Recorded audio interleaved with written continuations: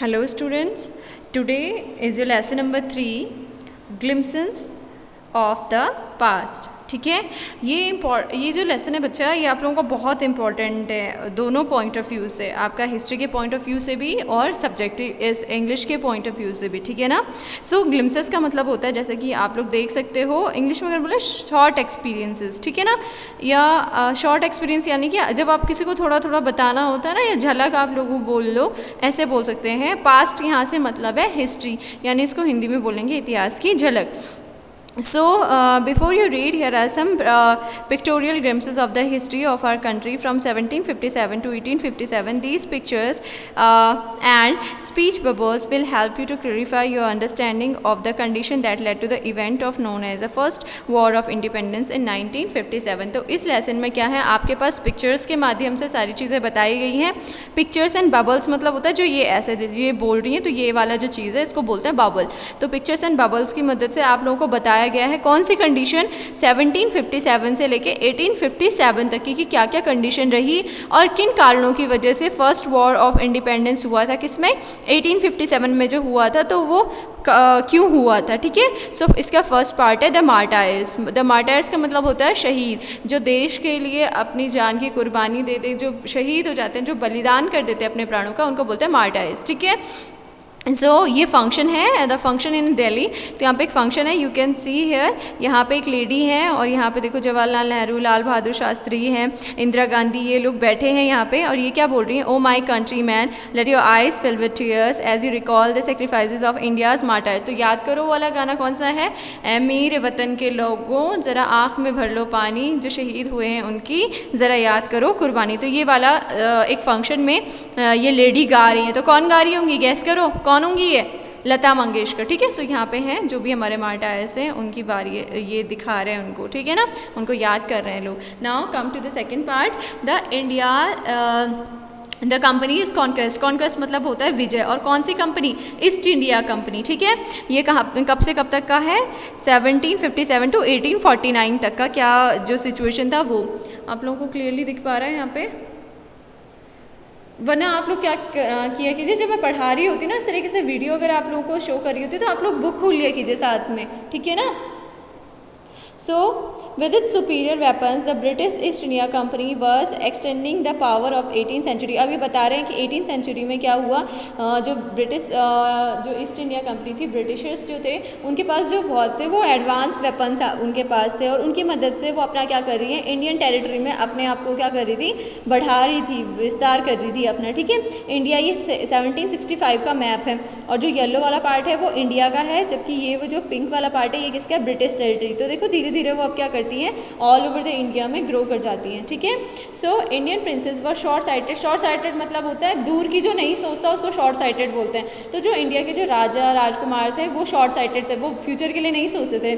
That upstart raja बा call the English merchants, they will help me to defeat him. ये किसी और राजा की बात कर रहा है, और फिर क्या बोल रहा है कि आप क्या बुलाओ, इंग्लिश जो मर्चेंट्स हैं उनको बुलाओ, उनकी मदद से मैं क्या करूँगा, उसको क्या कर दूंगा, जो दूसरा राजा उसको क्या कर दूंगा, हरा दूंगा। ठीक है, the people had no peace due to such constant fight. और हर कोई अपना क्या करना चाहता था, बढ़ाना ही चाहता था, साम्राज्य बढ़ाना चाहता था, इस वजह से प्रजा में कभी क्या होती थी, शांति ही नहीं रहती थी। ठीक है, सो अब नेक्स्ट वाली पिक्चर देखेंगे हम लोग, इसमें कैसा दिख रहा है, the rivalries have the East India company and it could easily subdue Indian princess one by one. तो जो दुश्मन थे वो किसकी मदद से, ईस्ट इंडिया कंपनी के जो मर्चेंट्स होते थे उनको बोलते थे हमारी हेल्प करो, और उसके बाद वो करते थे जिस पर हमला करते थे उस पर क्या कर लेते थे, कब्जा कर लेते थे। समझ आया, एक राजा ईस्ट इंडिया कंपनी को बोलता था कि आप मेरी हेल्प करो, मैं जो दूसरा राजा है उस पर आक्रमण करके उसको क्या, उस पर अपना क्या कर लूँगा, कब्जा कर लूँगा। तो ऐसे ऐसे करके क्या होने लगे, वन बाय वन वो इंडियन जो प्रिंसेस थे वो क्या होने लगे, डिफीट होने लग गए। लेकिन अफार Singh ruler like brave Tipu of Mysore fought the British till he died fight। अब ये होता है फॉर सीइंग रूलर, मतलब जो दूर की सोचते हैं। ठीक है, शॉर्ट साइटेड नहीं, जो दूर की सोचने वाले, भविष्य जो जानने वाले हैं, जैसे कि कौन थे बेचारे, टीपू सुल्तान नाम आपने सुना होगा, वीर टीपू सुल्तान। कहाँ के किंग थे वो, मैसूर के। तो जो ऐसे लोग थे वो आपस में नहीं लड़ते थे, बल्कि वो ब्रिटिश से फाइट करते करते क्या हो जाते थे, शहीद हो जाते थे। ठीक है, so is Tipu Sultan. Next, ये जब कंडीशन होने लग गई कि राजा के बीच में फूट आने लग गई, वो एक ब्रिटिश की हेल्प मांगने लग गए और एक दूसरे को वो परास्त करने लग गए, ये जब होने लग गया तो लोगों की क्या थिंकिंग है, तो दो तरीके के लोग थे। How Indian react to these conquest, ठीक है, तो दो तरीके के थे। था एक पहले वाले क्या बोलते, कुछ लोग क्या बोलते, thank God there is peace in our country now, no more wars and no more looting by thugs.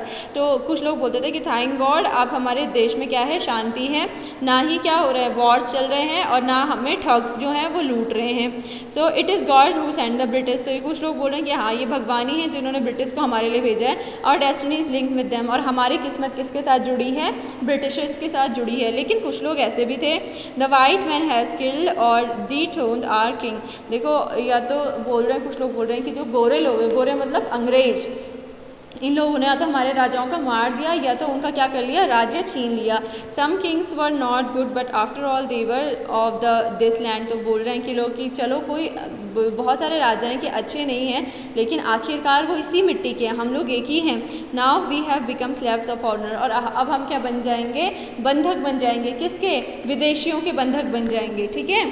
अब इसके बारी आती है ब्रिटिश रूल की। ब्रिटिश रूल कहाँ से, 1765 टू 1836, ठीक है। सो रिलीजियस रीड, अब 1765 से 1836 के बीच की क्या क्या कंडीशन रही, उस टाइम पे जो religious leader pressed ideas like untouchability and child marriage. तो इस टाइम पे क्या थे, जो रिलीजियस लीडर्स मतलब जो धर्म गुरु थे, उन लोगों ने क्या करी, कुरीतियाँ फैलानी स्टार्ट कर दी। कौन सी, छुआछूत या क्या बोलते हैं इसको, बाल विवाह, इस तरीके की कुरीतियाँ फैलाना स्टार्ट कर दिया। प्रेस्ट मतलब होता है स्प्रेड करना, फैलाना, ठीक है। अब ये देखो कैसे बोल रहे हैं ये, anyone who cross the sea loses his religion. तो फालतू की मतलब अफवाह उठानी है कि जो जिसने भी क्या किया, समुद्र पार जिसने किया वो अपना क्या कर देगा, धर्म खोल देगा। और देखो ये क्या बोल रहे हैं, all the miseries in the world is due to women. जितनी भी बुराइयां हैं, माइजरीज मतलब होता है बुराई, कुरीतियां हैं, वो किसकी वजह से, वुमेन्स की वजह से, ठीक है। तो है ना, ये गलत चीज़ें बोल रहे हैं ना, तो ये गलत चीज़ें बोलने लगे किसके इस बीच में, 1765 टू 1836 के टाइम से। अब देखो ये ब्रिटिशर्स आपस में बात करें, the truth was the Indian has lost the self respect the British scorned them. अब देखो उन्होंने क्या कर दिया, ब्रिटिशर ने, जो इंडियंस थे उन्होंने अपनी सेल्फ रिस्पेक्ट, जो आत्मसम्मान था वो गंवा दिया था, और ब्रिटिशर्स उनको क्या कर रहे थे, एक तरीके से उनका शोषण करे जा रहे थे अब, ठीक है। तो क्या बोलते हैं ये जो ब्रिटिशर्स के, क्या बोलते हैं, natives are unworthy of the trust, incapable of honesty. तो ये क्या बोल रहे हैं, जो यहाँ पे लोकल हैं इन पर ट्रस्ट नहीं किया जा सकता, ये लोग ऑनेस्ट नहीं हैं। तो ये क्या बोल रहे हैं, ये इंडियन होके क्या बोल रहे हैं, true your honour but I am honest. हाँ आप सही बोल रहे हो कि यहाँ के नेटिव लोग क्या हैं, ऑनेस्ट नहीं हैं और ट्रस्ट के लायक नहीं है, लेकिन मैं हूँ, ठीक है, मैं ऑनेस्ट हूँ। देख लो कैसे लोग थे यहाँ, ठीक है। Being merchants the Britishers wanted quick profit, their heavy taxes forced farmers to abandon their fields. अब देखो जो मर्चेंट थे, व्यापारी थे, ब्रिटिश थे, तो वो क्या चाहते थे कि हमें जल्द से जल्द क्या हो, फ़ायदा मिले। इस वजह से उन्होंने क्या कर दिया, ज़्यादा से ज़्यादा टैक्स लगाना क्या कर दिया, फार्मर्स पे स्टार्ट कर दिया। अब ज़्यादा जो टैक्स लगता था वो पहले होता था भूमि कर होता था, थोड़ा मैं बता दूँ कि जिसकी जितनी ज़मीन लगेगी उसको उतना टैक्स लगता, तो लोग क्या होने लगे, टैक्स पे ही नहीं कर पाते थे। तो इस वजह से क्या हो गया, लोगों ने क्या कर दिया, खेत छोड़ना स्टार्ट कर दिए, बंजर छोड़ना स्टार्ट कर दिए। एबंडन मतलब होता है बंजर करना, ठीक है ना। यानी कि अगर आप कम खेत होंगे तो सोचा कि हमें कम, एटलीस्ट तब तो कम हम टैक्स पे करेंगे, इस वजह से बंजर छोड़ने स्टार्ट कर दिए। But your man are taking all my crops. तो यहाँ पे एक आदमी है, ये बोल रहा है ब्रिटिशर्स को कि आपके जो आदमी है उन्होंने मेरी सारी फसल ले गई।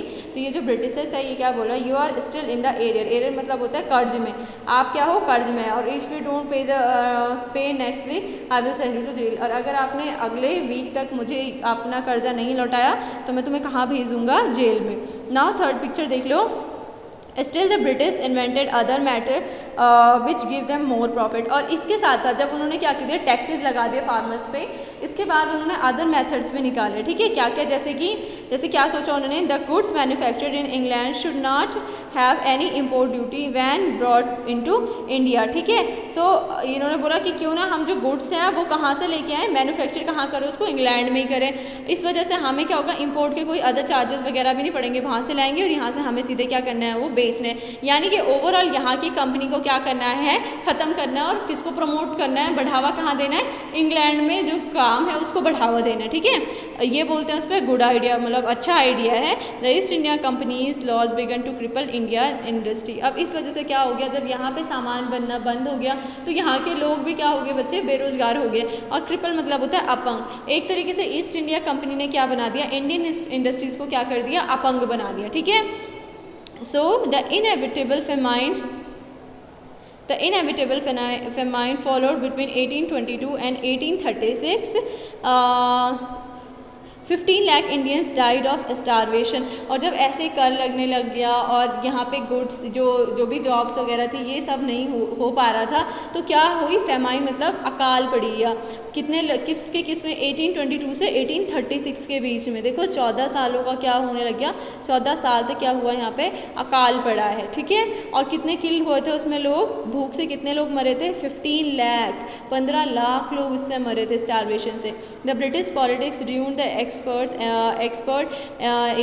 Artisans and their business. और इन्होंने क्या कर दिया, सब बर्बाद कर दिया। जो इंडियन के जो वो थे एक्सपर्ट आर्टिशंस थे, सारी चीज़ें थी, उन सब ने क्या कर दिया, यहाँ पे बहुत ही ज़्यादा स्थिति खराब कर दी।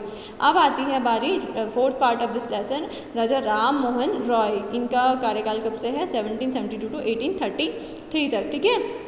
So Ram Mohan Roy, a learned from the Bengal, understood what was wrong with the country. तो जो राजा राम मोहन रॉय थे, ये कहाँ के थे, बंगाल से पढ़े हुए थे और ये बहुत ही विद्वान व्यक्ति थे। उनको पता था कि हमारे देश में क्या चल रहा है, ठीक है। Let not despise ourselves, our ancient culture is great and we are capable of greater achievement, we must first reform our country's, superstitions have been ruining us. अब ये बोलते हैं कि हम और खुद को क्या कर सकते हैं, घृणित होते हुए नहीं देख सकते। जो ब्रिटिशर्स थे वो घृणित नज़रों से देखने लग गए, हमें ऐसा और नहीं करना है। हमारा जो कल्चर है, जो हमारी जो संस्कृति है वो बहुत महान है और हम क्या है, कैपेबल हैं, हम कुछ भी कर सकते हैं, कुछ जो चाहें वो कर सकते हैं। लेकिन पहले हम अपनी जो सोसाइटी है, जो हमारा समाज है, उसको सुधारना पड़ेगा। और सबसे इसकी मेन बात क्या, जो सुपरस्टिशंस हैं, जो अंधविश्वास हैं, जो भी कुरीतियाँ फैला रहे हैं धर्मगुरु, इसको पहले क्या करना, हटाना पड़ेगा, क्योंकि ये सारी चीज़ें क्या कर रही हैं, खराब कर रही हैं, ठीक है। सो अब देखो उनकी मेंटालिटी कैसी होती है। He told his wife Uma, जो उनकी वाइफ थी उसका नाम क्या था, उमा, और वो अपनी वाइफ से बात कर रहे होते हैं। Cows are of different colour but the colour of their milk is same. देखो गाय बहुत सारे कलर की होती है लेकिन दूध का कलर क्या होता है, same. Different teacher have different opinion but the essence of every religion is same. तो वही है कि बहुत सारे जो धर्म है अलग अलग हैं, जो टीचर हैं जो भी वो सब चीज़ें सिखाते हैं, लेकिन उनका क्या होता है, जो एसेंस है, जो ओपिनियन है, वो ओपिनियन अलग अलग है, लेकिन जो मतलब है उनका, जो करवाना चाहते हैं वो एक ही है, ठीक है ना। तो यही वो बताना चाह रहे थे, ठीक है। सो अब देखो, he was attracted by the science and modern knowledge. तो वो लर्नड थे, बहुत पढ़े लिखे थे, विद्वान थे। तो उन्होंने क्या किया, वो किसको मानते थे, मॉडर्न नॉलेज को और साइंस को मानते थे।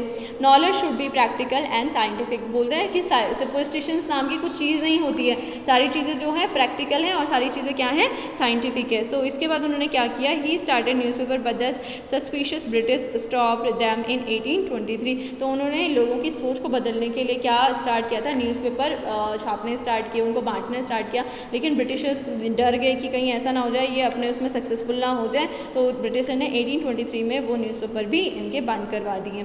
ही cross the seas and went to England to see what made the British power there stoled him. तो वो क्या करके गए, उन्होंने सी मतलब क्रॉस किया, इंग्लैंड गए, जो सुपरस्टिशंस के खिलाफ। बोला था ना पहले कि जो सी को क्रॉस करेगा उसका धर्म खो जाएगा, वो अपने धर्म को लूज़ करेगा, लेकिन उन्होंने कहा ऐसा कुछ नहीं होता। और वो सी को क्रॉस करके इंग्लैंड गए और वहाँ उन्होंने ब्रिटिशर से क्या बात की, we accept you as a ruler and you must accept us as a subject. Subject मतलब होता है प्रजा, कि हम आपको अपना क्या कर चुके हैं, रूलर मान चुके हैं, लेकिन आपको भी हमें क्या देखना पड़ेगा, अपनी प्रजा की तरह देखना पड़ेगा। But you must remember the responsibility a ruler ओज इट सब्जेक्ट। तो अब आपको ये भी ध्यान रखना, राजा होने के नाते आपको ये भी ध्यान रखना चाहिए कि आपके अपनी प्रजा के प्रति क्या कर्तव्य हैं, आप इनका भी ध्यान रखिए, ठीक है। सो ये आपने 4th पार्ट तक कंप्लीट कर दिया। For the next part watch the part 2nd। Okay, thank you.